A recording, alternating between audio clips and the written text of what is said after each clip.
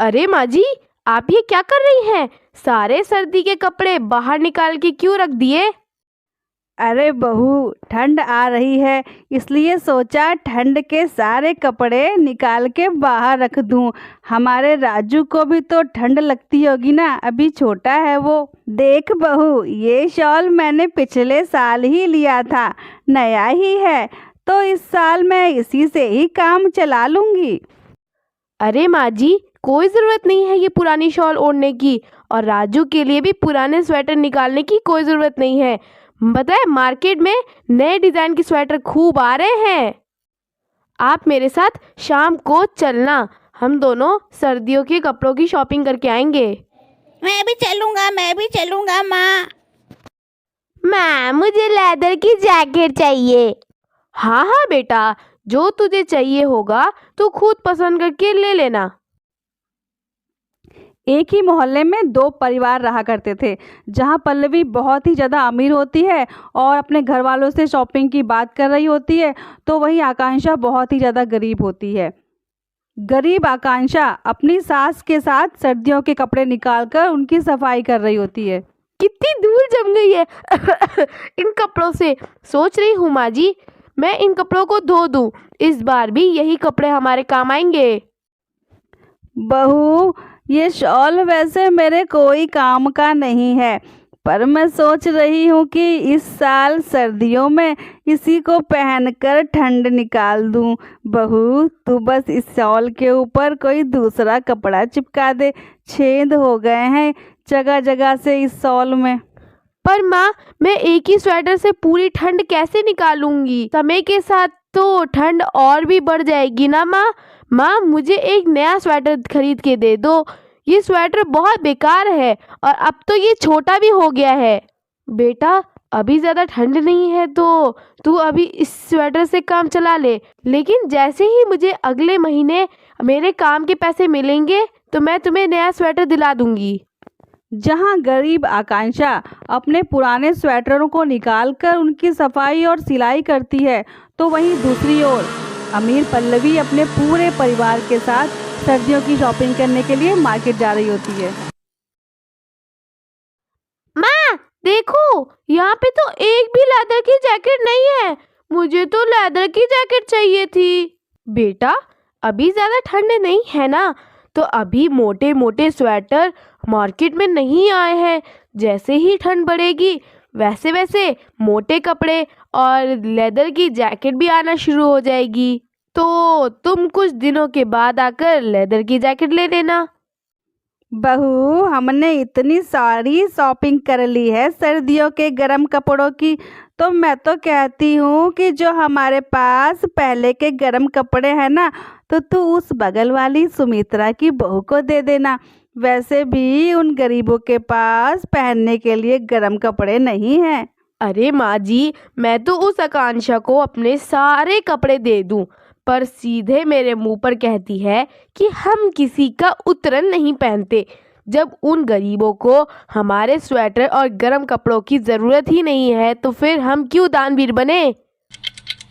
अब कुछ ही देर में पल्लवी अपने पूरे परिवार के साथ घर आ जाती है।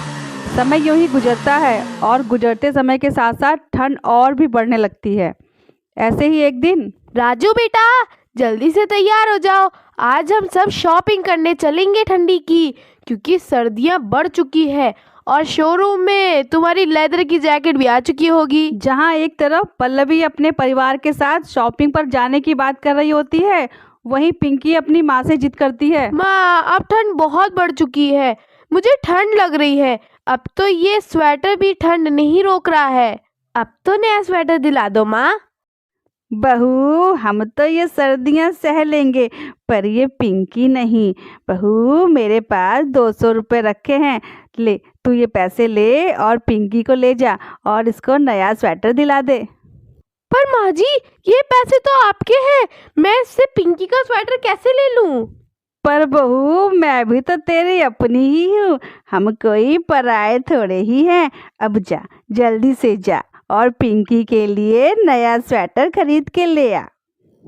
आकांक्षा अपनी सास से 200 रुपये लेकर पिंकी के साथ मार्केट जाती है। जहां वो शोरूम के बाहर एक ठेले वाले को देखती है जिसने 400 रुपये के स्वेटर की सेल लगा रखी थी। आकांक्षा उस आदमी के पास स्वेटर खरीदने के लिए जाती है। सेल सेल सेल, आइए आइए और 400 रुपये में गर्मा गर्म स्वेटर ले जाइए। आइए आइए। अरे भैया, थोड़ा सा दाम कम कर लो। अरे मैडम, सेल लगाई है। अगर यही स्वेटर आप शोरूम से लेंगी ना तो 4,000 रुपये का मिलेगा और आपको यहाँ पर 400 रुपये में मिल रहा है। अब आपको ये भी ज़्यादा लग रहे हैं इस स्वेटर के। लो कर लो बात। तभी वहां पर पल्लवी आ जाती है और वो आकांक्षा को खरीदारी करते हुए देखती है। अच्छा ठीक है भैया, तो तुम मुझे ये स्वेटर दे दो।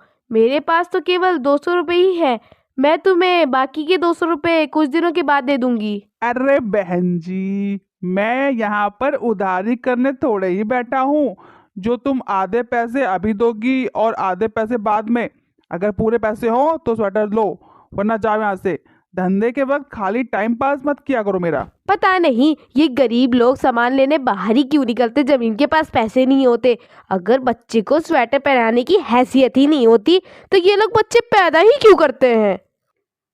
पल्लवी आकांक्षा को ताने देकर अपने परिवार के साथ शॉपिंग करने के लिए चली जाती है और पल्लवी की बातें सुनकर बेचारी आकांक्षा की आंखों में आंसू आ जाते हैं।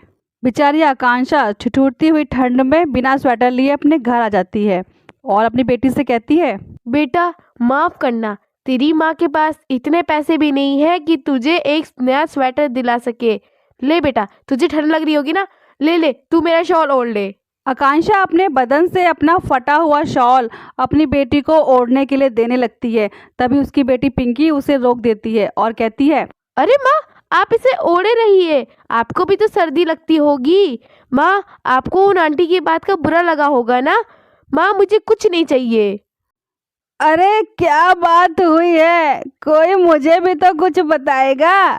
सुमित्रा के पूछने पर पिंकी अपनी दादी को जो कुछ भी बाजार में हुआ वो सारा हाल बता देती है। पिंकी की बात सुनकर सुमित्रा भी दुखी हो जाती है और इसी तरह कुछ दिन बीत जाते हैं। और एक दिन पल्लवी अपने पति के साथ ऑफिस के काम से कहीं बाहर जाती है और राजू की जिम्मेदारी अपनी सास के हाथ पर छोड़ के चली जाती है। और शाम होने के साथ साथ सासू माँ की आंख लग जाती है। इस बीच राजू घर से बाहर खेलने चला जाता है और बॉल के साथ खेलने लगता है। तभी उसकी बॉल पास के कुएं में जा गिरती है और यह देख राजू बहुत ही ज़्यादा डर जाता है। अरे ये बॉल तो कुएं में गिर गई है और ये बॉल तो पापा टोक्यो से लेकर आए थे।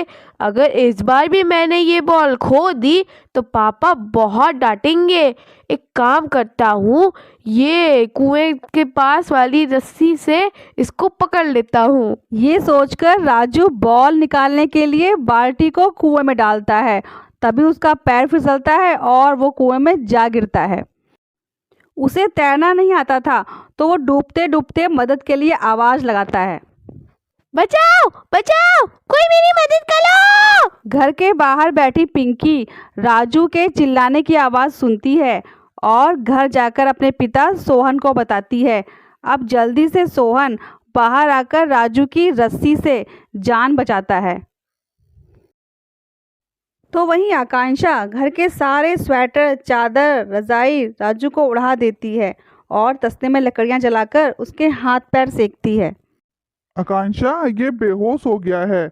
मैं अभी विनोद भाई साहब के घर जाता हूँ और उन्हें राजू की इस हालत के बारे में बताता हूँ। कोई फायदा नहीं है पापा, अंकल आंटी कहीं बाहर गए हैं। मैंने उनको खुद गाड़ी से कहीं जाते हुए देखा था। कोई बात नहीं बेटा, जब तक वो वापस नहीं आ जाते तो हमें ही राजू का ख्याल रखना होगा। आकांक्षा का पूरा परिवार बहुत अच्छे से राजू का ख्याल रखता है। कुछ समय बाद जब पल्लवी अपने घर आती है और राजू को घर में ना देखकर घबरा जाती है, फिर दोनों पति पत्नी उसे बुलाने लगते हैं। राजू बेटा, राजू बेटा राजू। फिर वो दोनों पति पत्नी गली में उसे ढूंढने लगते हैं और तभी पल्लवी की नज़र आकांक्षा के घर पर पड़ती है, जहां जोर जोर से बोलने की आवाज़ें आ रही थीं। ये सब देख पल्लवी अपने पति के साथ तेज कदमों से उसके घर जाने लगती है और आकांक्षा के घर अपने बेटे को इस हालत में देखकर वह चिल्लाने लगती है।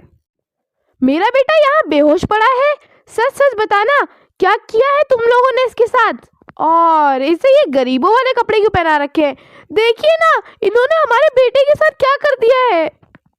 भाभी, आपका बेटा कुएं में डूब रहा था, वो तो सही समय पर हमने। क्या कुएं में डूब रहा था? आपने सुना, ये हमारे बेटे को मारना चाहते हैं। पहले आप डॉक्टर को बुलाइए। फिर वो दोनों राजू को घर लेकर आते हैं, जहां विनोद डॉक्टर को बुला लाता है और डॉक्टर राजू का इलाज करते हैं और उनसे कहते हैं, अगर सही समय पर इन्हें गर्माहट ना मिली होती तो ठंड की वजह से आपके बेटे की जान भी जा सकती थी। आप उस गरीब परिवार का धन्यवाद कीजिए जिन्होंने आपके बेटे की जान बचाई है। डॉक्टर की ये बातें सुनकर पल्लवी शर्मिंदा हो जाती है। फिर पल्लवी विनोद के साथ आकांक्षा के घर जाती है और दोनों पति पत्नी अपनी गलतियों की माफ़ी मांगते हैं। आकांक्षा, मुझे माफ कर दो। तुम गरीब हो, इसलिए मैंने सोचा कि तुम मुझसे जलती होंगी, क्योंकि मैं अमीर हूँ। और मुझे अब पता चला कि तुमने मेरे बच्चे की जान बचाई है और मैं तुम्हें ही खली खोटी सुना रही थी। मुझे माफ़ कर दो, मैं अपनी गलती के लिए बहुत शर्मिंदा हूँ। अरे, इसमें माफ़ी मांगने की क्या ज़रूरत है? ये तो मेरा फ़र्ज़ था जो कि मैंने पूरा किया। आकांक्षा, तुमने अपना फ़र्ज़ पूरा किया, अब मेरा भी फ़र्ज़ बनता है कि मैं इस सर्दी से तुम्हारे परिवार को सुरक्षित करूं। इसलिए तुम चिंता मत करो, इस साल तुम्हें स्वेटर, कंबल, शॉल, रज़ाई, हीटर, किसी भी चीज़ की कोई कमी नहीं होगी। हम तुम्हारे साथ हैं। उस दिन से पल्लवी की सारी गलतफहमी दूर हो जाती है और वो आकांक्षा के साथ अच्छे से रहने लगती है। और अब वो आकांक्षा के साथ उसके पूरे परिवार के लिए गर्म कपड़ों की शॉपिंग करती है और उसकी हर संभव मदद भी करती है। तो दोस्तों, आपको हमारी ये कहानी कैसी लगी हमें कमेंट करके ज़रूर बताइएगा, और इस तरह की कहानी देखने के लिए हमारे इस चैनल को सब्सक्राइब करें। धन्यवाद।